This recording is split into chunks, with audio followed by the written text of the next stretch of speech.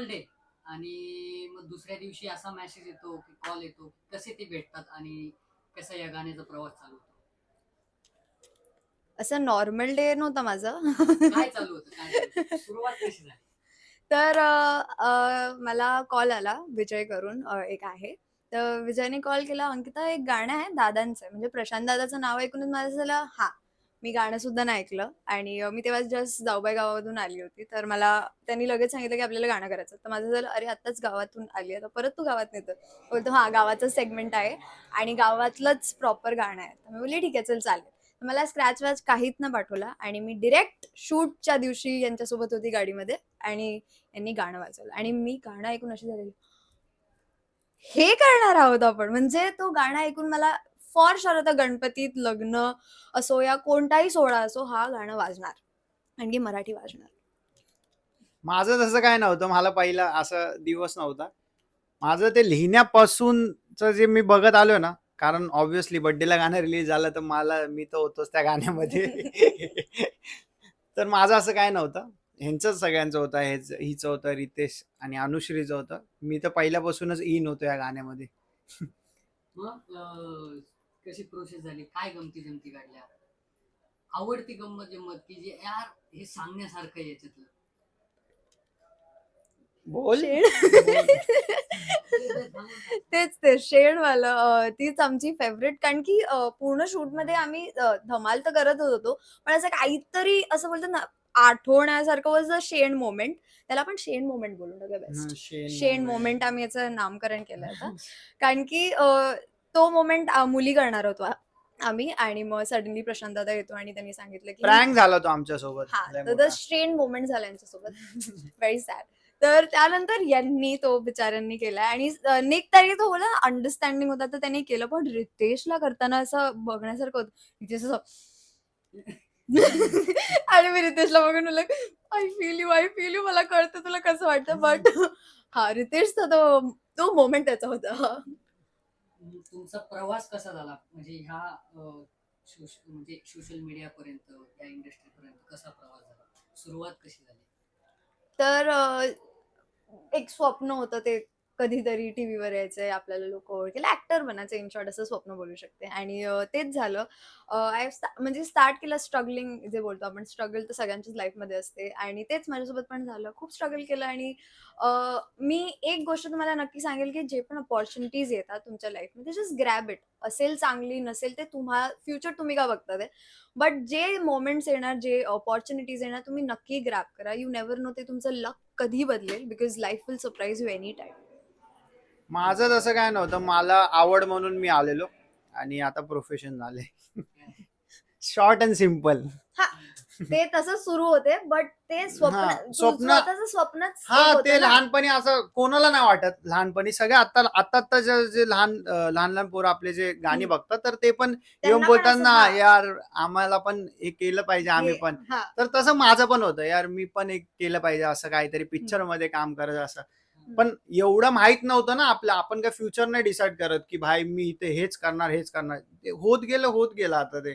मग मग ते तेच सांगतात आपण ना काय मग प्रिडिक्ट नाही प्रोफेशन करू झालं. शकत. बट जे तुमची आवड आहे आणि त्याच्यामध्येच जा. कारण हा की त्याच्यामधूनच तुम्हाला माहिती आहे त्यामध्ये जास्त मेहनत केली तर मोर सक्सेस. मला पप्पांनी सांगितलं डॉक्टर बनली असती तर हा ना. मराठमोळी. मग गाणं रिलीज झालं. घरच्यांचे कसं रिएक्शन आलं? माझे पप्पा तर गाणं 11 वाजता रिलीज होणार होतं. पण मी पोहचत होती त्या लोकेशनला म्हणून 11:30 झालं ते आणि पप्पा मला 11लाच कॉल करतात, "अगं कुठे आहे? तू केलं ना काम?" तर मी अशी, "हो, हो केलंय. 11:30ला येणार आहे." तर जसंच त्यांनी ते 11:30ला he was on TV only आणि जसंच ते आलं त्यांनी पहिला फोटो काढून मला WhatsApp केला, की "बघ मी गाणं बघितलं तुझं." आणि तेच जिंकतो रे आपण. अजून हा ते काय म्हणजे पेरेंट्स हॅपी हम खुश. माझं तर हर गाण्याला मला एक फोन तो कंपल्सरीच आहे. तो येतोच म्हणजे येतोच. म्हणजे जसं गाणं आम्ही इकडे बघत असतो प्रीमियरला आणि तिकडे माझी मम्मी बघत असते प्रीमियरला. आणि मग तो मला माहिती आहे की आता फोन येणार. मी फोन शोधत असतो. ते गाणं ठीक आहे मी बघितलंय. फोन बघा पहिला माझा कुठे आहे. मग तो फोन येतो. मम्मी सोबत 2 गोष्टी बोलतोय की मम्मी कसं वाटलं? मम्मी बोलते खूप छान काम केलंय. खूप छान डान्स झालाय. खूप छान गाणं झालंय. हं.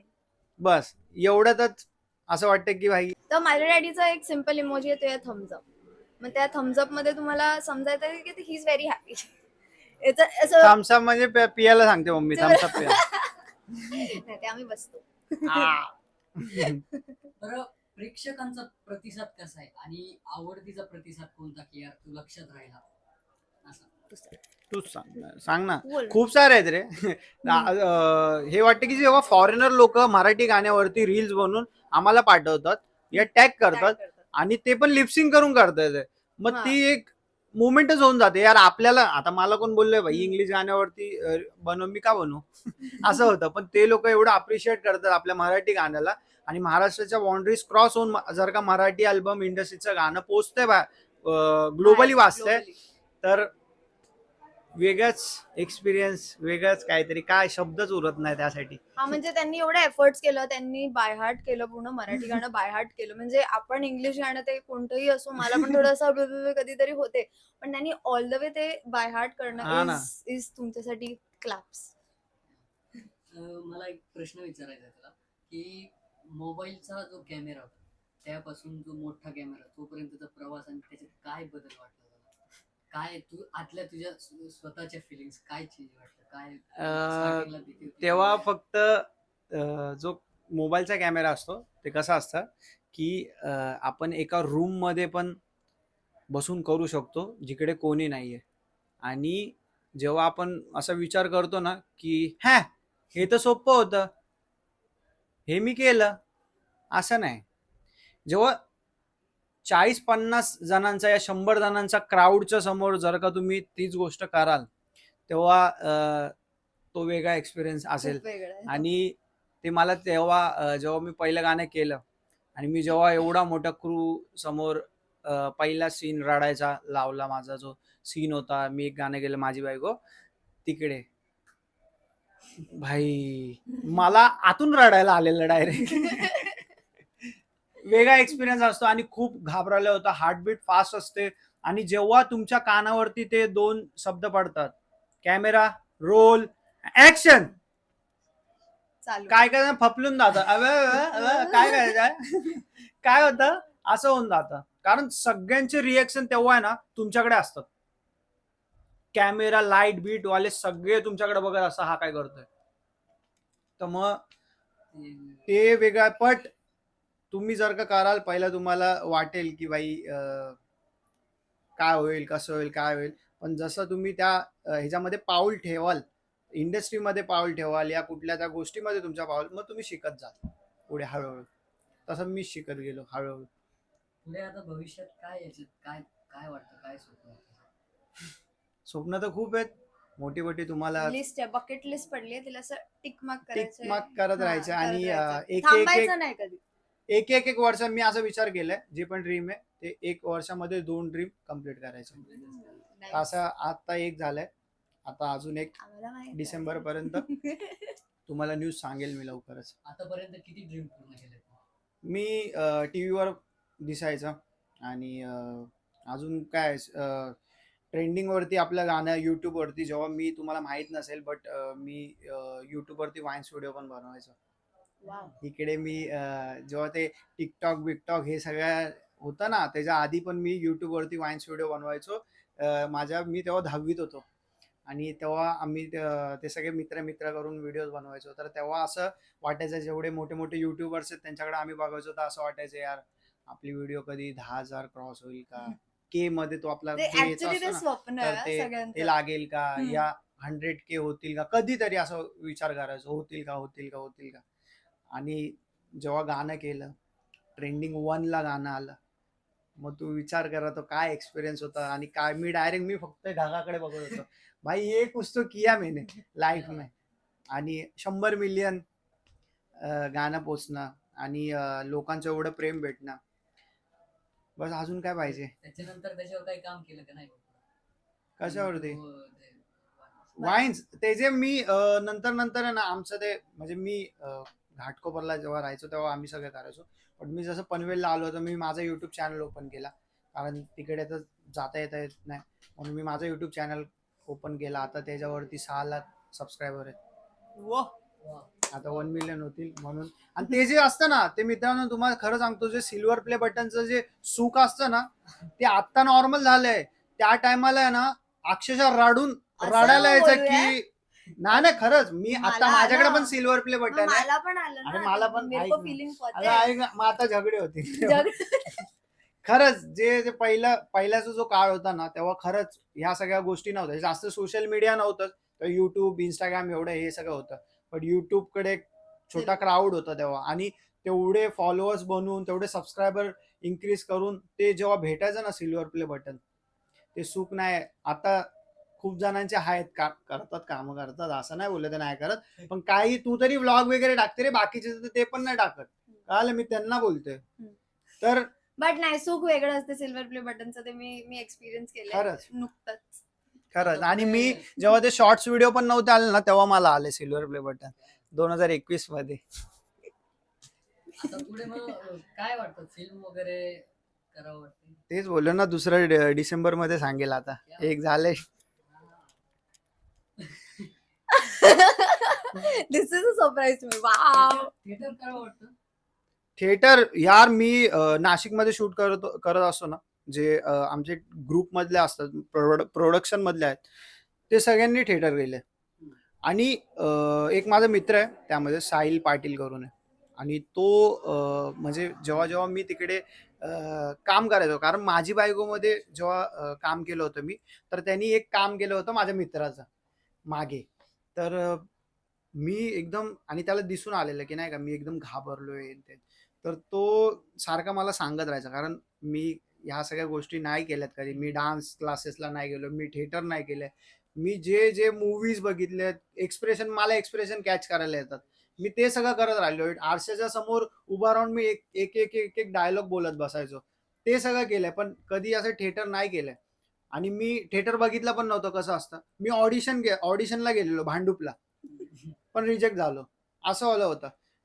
कारण थिएटर आहे ना, ज्याला ऍक्टिंग करायचे त्यांनी एकदा तरी असं बोलतात हा, की theater आयुष्यात करायला थिएटर पाहिजे. केलं पाहिजे, एक्सपिरियन्स घेतला पाहिजे. सो मी त्याकडून खूप साऱ्या गोष्टी शिकलो, की कसं रडायचं असतं, कसे एक्सप्रेशन कॅच करायचं असतं, कसं त्या झोन मध्ये राहायचं असं. एक एक एक गोष्टी शिकत गेलो. आणि त्यानंतर मी 8 गाणी मी कंटिन्यू तिकडे गेली नाशिकमध्ये, आणि तो कंटिन्यू माझ्या गाण्यामध्ये असायचा. आणि त्याच्याकडून मी सारखा आमचं म्हणजे एक सॉन्ग म्हणजे शूट संपला अर्ध, तर आमचं डिस्कशन चालायचं अर्धा तास बाजूला. तो खूप चांगला आहे. आणि त्याकडून खूप साऱ्या, हा तो Sahil, very nice, is very nice person. तो खूप चांगला आहे. आणि खूप काम डाऊन. नंतर मी त्याचा एक नाटक बघायला आम्ही गेलेलो नाशिकला. एक नाटक मी बघितलं आणि मी बोललो, भाई ये तो करने का ही है, लाइफ में एक बार वो करने का है. तुझं काय एक्सपिरियन्स थिएटरबद्दल? मी पण थिएटर नाही केलंय ऍज ऑलवेज. सगळे माझे वाटतंय ना पण की भविष्यात? पण ती एक्सपिरियन्स ते अजून बोला ना, आपली बकेट लिस्ट खूप आहे. हां. तर त्याच्यामध्ये टिक होणार आहे. बट विथ गॉड्स ग्रेस अगर काय अपॉर्च्युनिटी मिळाली तर येस, नक्कीच काहीतरी होईल. रील्स मध्ये जसा काळ पुढे जात गेला, त्यावेळेस तुला काय काय प्रॉब्लेम्स आले, म्हणजे इथपर्यंत पोहोचण्यापर्यंत, म्हणजे कन्सिस्टन्सी, त्यात काय अडचणी येत खूप गेल्या खूप का? मॅटर करते, अजून पण मॅटर करते. निगेटिव्ह होत गेला का? कसं कसं मग स्वतःला पॉझिटिव्ह केलं, कन्सिस्टन्सी कशी हे ठेवली, मेंटेन ठेवली? कसं असतं ना, की कंटेंट विचार करणं आणि लिपसिंग करणं खूप सारे 2 वेगवेगळ्या गोष्टी आहेत. आणि त्यामध्ये मग मी नंतर असं आलं, की कंटेंट विचार किती करायचा, माणूस कितीपर्यंत आपण विचार करू शकतो. आपल्याला रोज एक व्हिडिओ पोस्ट करायचा, कंटेंट व्हिडिओ पोस्ट करायचा आहे. तर त्या विचारामध्ये मग मी असं व्हायचं, की यार मला आता मी उद्या व्हिडिओ काय बनवू, असं व्हायचं. माझी उद्याची व्हिडिओ, अरे मला आठवतच नाही काय करायचं असं होऊन जातं. आणि नंतर मग असं कुणाचं कॉपी पण नाही करू शकत ना कंटेंट, कारण तो दिसून येईल, त्याचा फेमस झालेला असतो. तो पण आपण टाकत त्याचा अजून लोक मग ते आपल्या कमेंटच्या खाली त्याला टॅग करतात, भाई येते किती गुस्से बना. असं नाही आलं पाहिजे. म्हणून काय बनवायचं, मग त्याच्यामध्ये मला 2-3 दिवस लागतात. मग ती तुटून जाते, ते तुझे बोला ते तुटून जातं. तर मग नंतर त्या गोष्टीवरती सारखं काम करून मग आता ते असं झालंय ना, की भाई कभी भी पाहता हूं मैं तुम्हारे तेरे को कंटेंट बताता हूं. किती वर्ष गेली त्याच्यात यार इथपर्यंत पोहोचायला तुला किती वर्ष? इथपर्यंत पोहोचाय बघ 2018 ते 2024 सुरू आहे. 18 पूर्ण त्याच्यातच गेला ना, कसं करायचं, काय करू? कसं अरे करायचं. 12वी झाली आणि 12वीचे जसे ते बोलतात ना 4 महिन्याच्या सुट्टीमध्ये पोरं कशी जातात गावाला हिंड्या. तर माझं असं होतं मी तर गावाला जाईन पण यार सगळे तेव्हा ना व्हिडिओज नुसते व्हिडिओ चालू होते. मग तेव्हा मग मला असं आलं अरे मी पण बनवेल ना. चलो बनाते.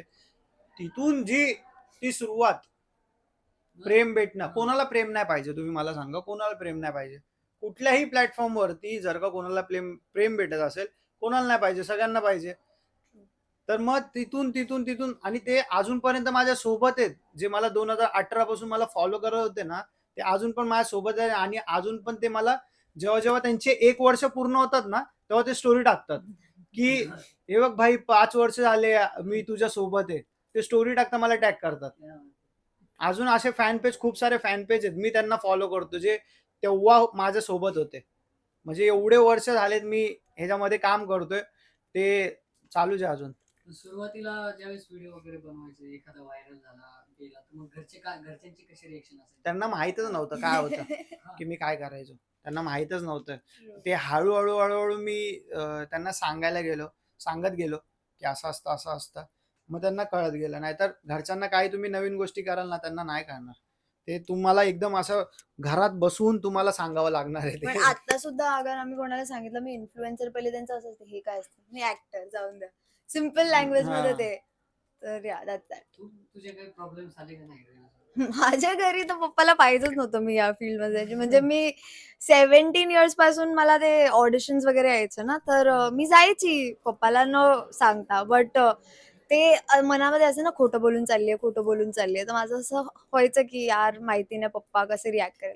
पण हळूहळू जेव्हा इंस्टाग्राम आलं, इन्फ्लुएन्सिंग आलं, तर मी कोलॅबरेशन्स करायला लागले आणि खूप सारे PR जसे असतात आपल्याकडे घरी प्रोडक्ट्स यायचे, स्किन केअर वगैरेचे. पप्पाला वाटायचं मी शॉपिंग करायची. ते मुळात मी शॉपिंग नाही करायची. पण मी त्यांचं ते म्हणली जाऊन दे. त्यांना वाटतं मी शॉपिंग करते तर ठीक आहे. बट फायनली जेव्हा झुमका आलं आणि तेव्हा मॉम डॅडची अॅनिव्हर्सरी होती. तर त्यांना मी हे गिफ्ट दिलं आणि मी डायरेक्ट त्यांना टीव्हीवर दाखवलं, की मी हे करते. ॲक्चुअली माझं हे आहे. आणि मग त्यानंतर जाऊबाई गावात आलो जे. मग ते पण मी त्यांना असं मी लिटरली विचारलं पण नव्हतं घरी. मी बस बोलली मी चालली आहे. आणि म्हणजे म्हणली, "काय गरज नाही हे सगळं करायची." म्हणली, "मी चालली आहे." ओके. आणि माझ्याकडे गाव नाही तर शूट करतोय. माझ्याकडे गाव नाही तर डॅडला नेहमी असं डॅडीला गावी फिरायला खूप आवडतं. तर माझं असं मला नाही गावी जायचं. मी गावी-वावी नाही येणार. मला नाही आवडत गाव असं. तर त्यांनी मला ते बोलतात ना एक आय एम अ रिबेल किड. मला कोणी सांगितलं नाही करायचं मी पहिले जाऊन ते करणार. तर पप्पा बोलले, "तू राहूच नाही शकणार तिकडे." मी बोलली, "मी राहून दाखवेल तुम्हाला." आणि तो 3 महिन्याचा शो आहे. Reality show, no phone, nothing. तर माझं असं मी दाखवेल. गावात तर राहायचंय. बट कळलं ते आणि मग त्यानंतर दिस नखरेवाली सॉन्ग. तर yes, this way my journey started आणि डॅडी इज व्हेरी हॅपी आणि मम्मा तर ऑलवेज हॅपी.